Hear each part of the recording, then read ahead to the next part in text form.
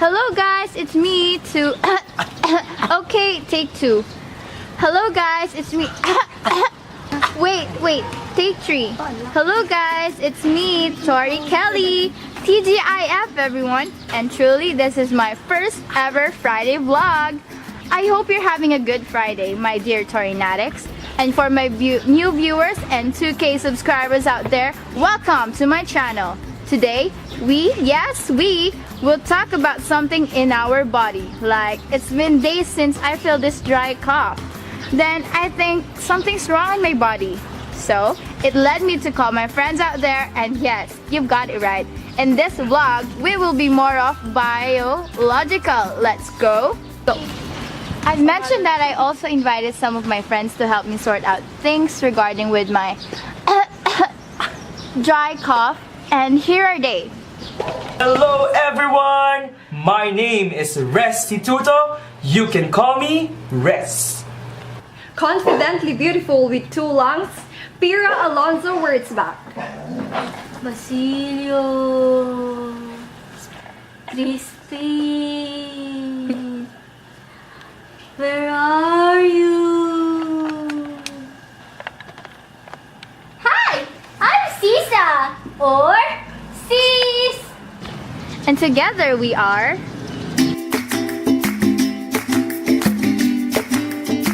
humans. Like all animals, need air to stay alive. Air is a mixture of gases that surrounds Earth.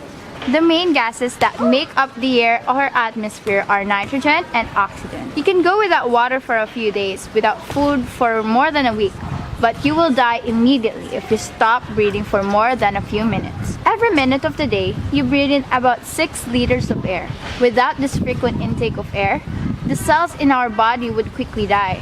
Oxygen supports the energy-producing process that takes place in our cells. As a result, your cells are able to perform all the various tasks that keep you alive. Meanwhile, the energy-releasing process that is fueled by oxygen is called respiration.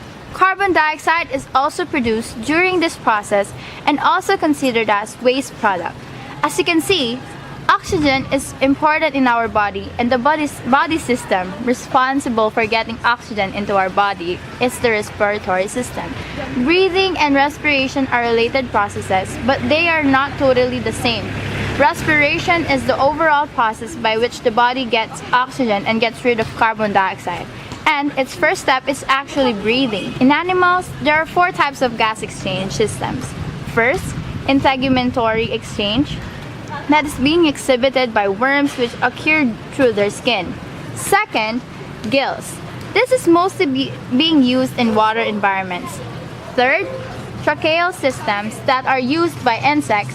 And lastly, lungs, which are found in land animals and human beings. And today, my dearest Torinatics, we will focus on the human respiratory system. And I'm sure my friends would now help you regarding with this. So, guys, The respiratory system consists of the lungs and the various passageways that allow air to reach the lungs. The function of the respiratory system is to allow gas exchange. It brings oxygen into the body and gets rid of carbon dioxide. All animals must exchange gases between themselves and their environment on a continual basis throughout every moment of their lives. Before the air reaches the lungs, the air you inhale must be processed. If the air entering the body is not processed, it could damage or carry diseases to the lung tissue. The air you breathe in is inhaled through the nose, where it is filtered through the 2 openings called the nostrils. Coarse hair in the nostrils trap large dust and dirt particles, which are coated with mucus from glands in the nasal cavity. The structures within this cavity regulate the flow of air and particles it contains. The nasal conchae or turbine bones actually expands the total surface area of the mucosa, which create turbulence in air entering the respiratory passage. The warmed, moistened, and filtered air moves through a muscular tube in your upper throat called pharynx, where it soon divides into 2 passageways for air and food. One passageway leads to the esophagus, and the other leads air to the larynx or voice box. The larynx contains the switch that keeps food and air on the proper paths.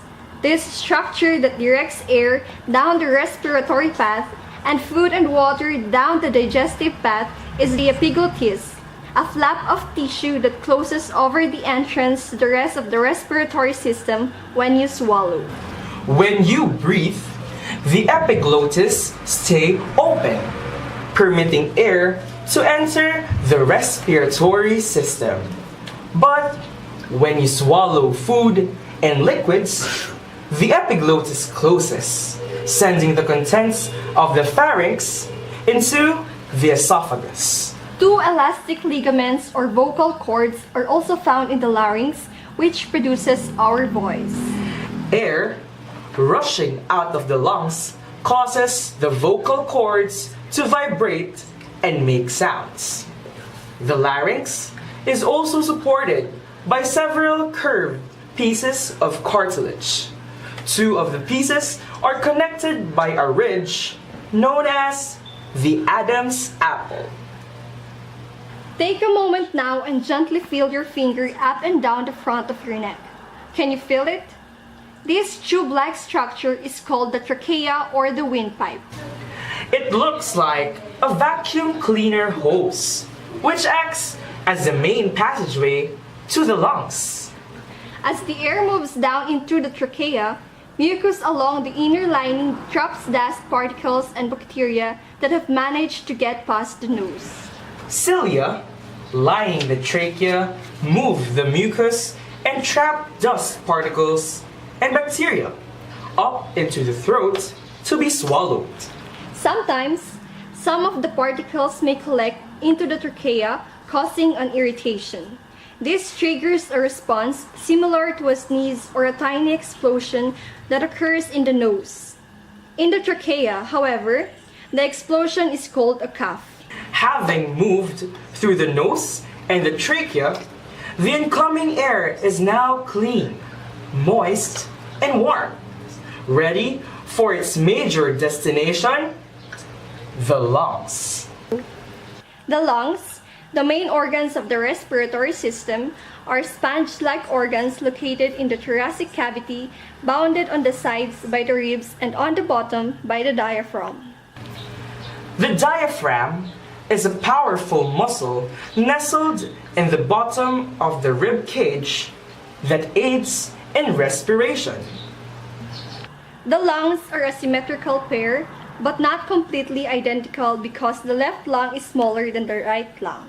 Lungs are divided into sections called lobes. If one lobe is injured or deceased, the other may not be affected and still function normally. Once inside the lungs, the air reaches a place where the trachea branches into two tubes, the left and the right bronchi. The left bronchus enters the left lung, and the right bronchus enters the right lung.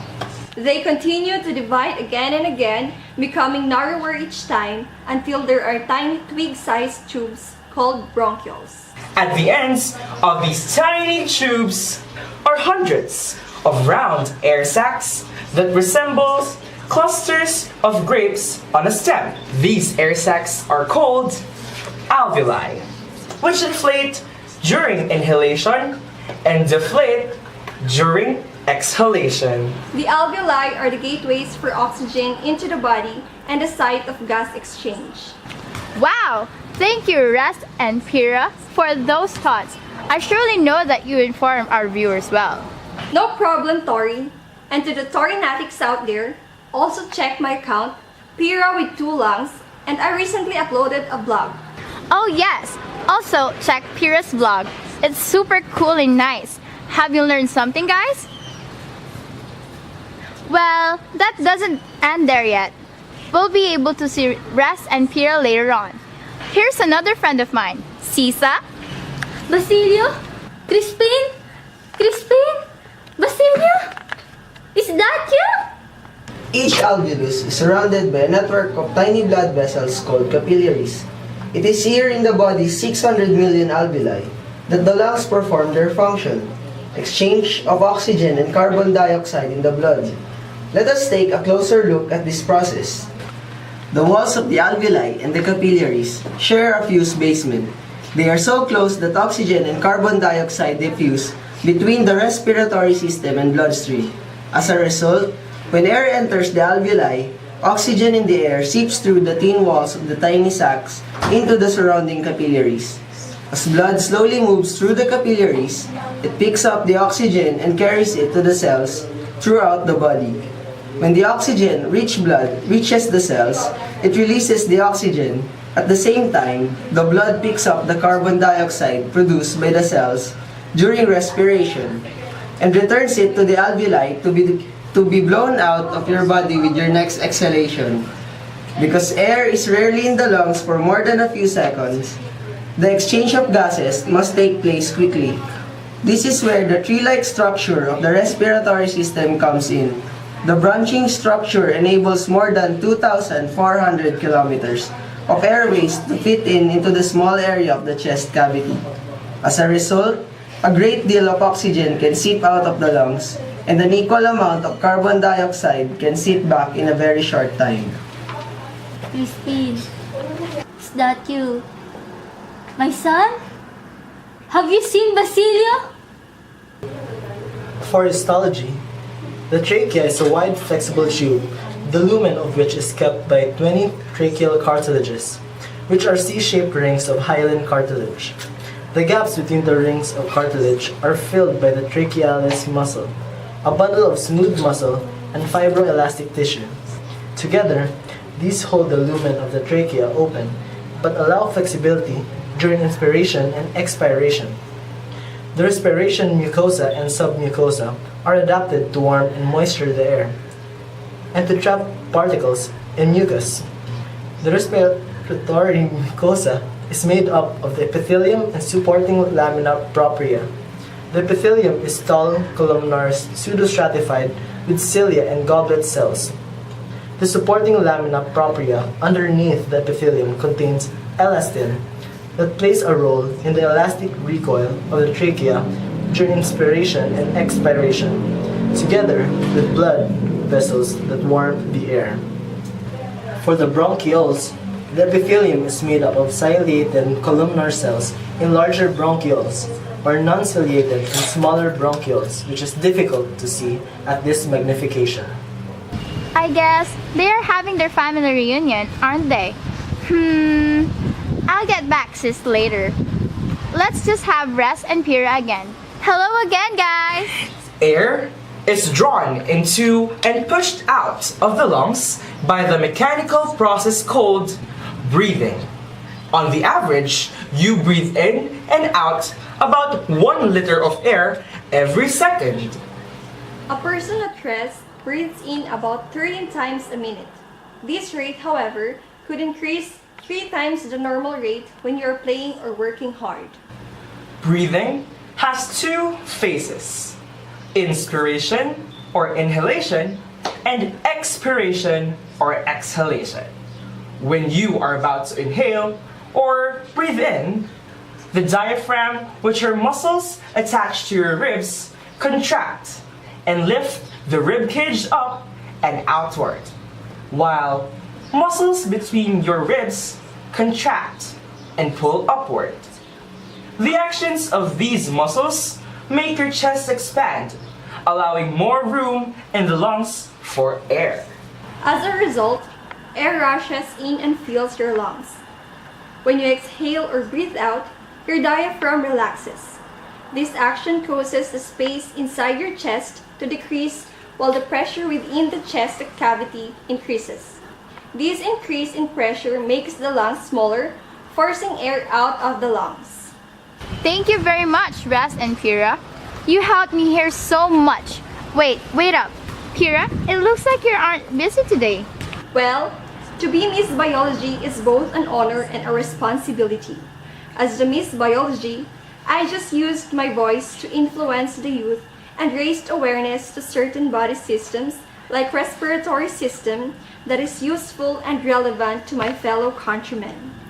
I want to show the world, the universe rather, that I am confidently beautiful with 2 lungs. Thank you. Okay, I don't feel any pressure right now. At least I know in myself, my family's role is so important because there was the one who's very oh, I'm so sorry. My family. Oh my gosh. Okay, I'm so sorry. I told you that I was so confident. Wait.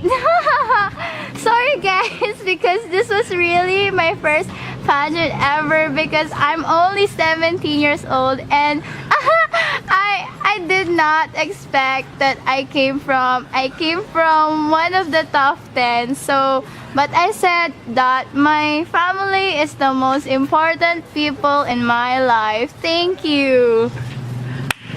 Hi. It feels so good that we're already reunited. Hashtag Happy Family! I would still remember the day Crispin told me, Mom, I feel ticklish here in my throat. And he kept on coughing. I told him, probably cigarette smoke had irritated it. Then I realized it was actually dry cough. I was really concerned because his inner linings of the respiratory passage might be damaged. And wait, I also remember my father who took care of me, who died from bronchitis. His bronchi got inflamed and the airway became narrowed. It was actually chronic. The cilia also got damaged and it didn't function properly anymore. My husband? Oh, Pedro. He left this world because of that freaking bacterium. Mycobacterium tuberculosis? Those bacteria attacked his lungs. Those bacteria left scar and cavity-like on his lungs. His lungs already malfunctioned and he had those. Difficulty in breathing. Yes, he died of tuberculosis. Now, I'm worried about Basilia's health. He has asthma. He wheezes, sometimes feel chest tightness, shortness of breath. He often coughs at night or early in the morning.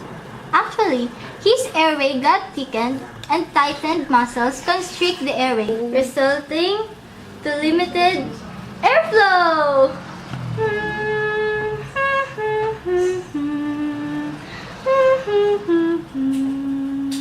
You'll be okay, Sisa. Thank you guys for helping me out today. I believe our viewers really learned a lot regarding with the respiratory system. To you, yes, you, hit the like button below and subscribe to my YouTube channel. See you soon for another TGIF vlog. This is your very pretty vlogger to Tori Kelly.